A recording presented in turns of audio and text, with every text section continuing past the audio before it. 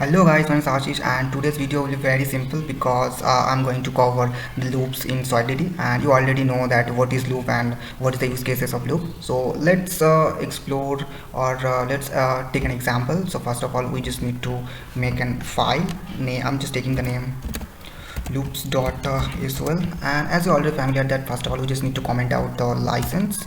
So yeah, this is the license, and we need to start with pragma solidity and then version pragma solidity, and then version is 0.8.0 I'm going to use.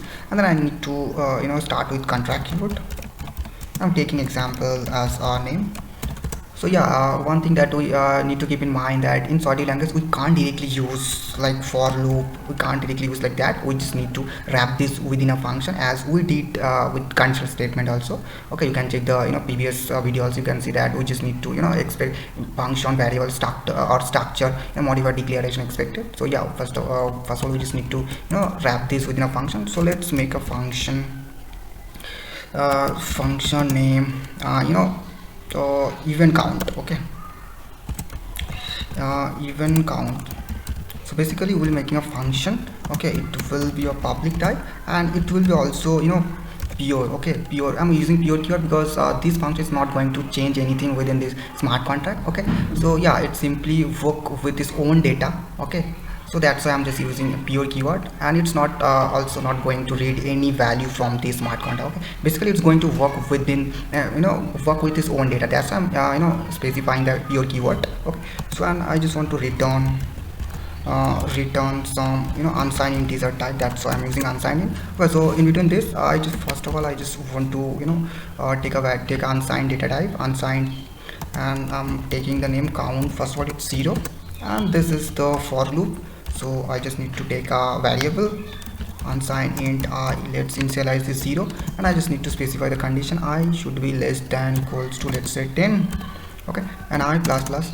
You can also initialize the value with 1 also. Okay, so that is the loop, and in between this loop I'm just specify the condition that if I modulo 2 equals 0, in that case the number will be even. Okay, and in that case I'm going to increment our count to plus plus. Okay, so that is the thing. And rust I just need to return the count, how many even number we have in between 1 to 10. Okay, so that is a simple code. We can deploy this. You can see the success log, and this is the result.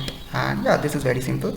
Click on this so we can see that this. Okay. So this is this is for loop that we have in our Solidity language. We can also use while loop also, the agile while, and in between this we just need to specify the condition. Let's first take unsigned int I equals to 1, initialize this, and then I'm just specifying the condition key I while I less than equals to 10 till this loop is going to work. And within this I'm going to specify the same condition. If I modulo 2 equals 0, then I'm going to increment our count plus plus. Okay, and then I'm just returning the same thing. Okay, so this is our okay, the thing I just also need to specify. I just also need to increment our I.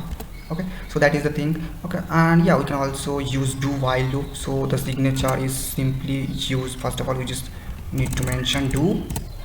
Okay, then here I can I need to specify the condition until I less than is 0, this loop should work. So this is the do while loop. Okay, so yeah, so the thing we just need to keep in mind that we just need to wrap this condition, okay, wrap this loop within a function if we want to use this in Solidity language. Okay, so yeah, that's all for today's video, and I think I enjoy the video. So thank you for watching, and yeah, see you very soon. Bye bye.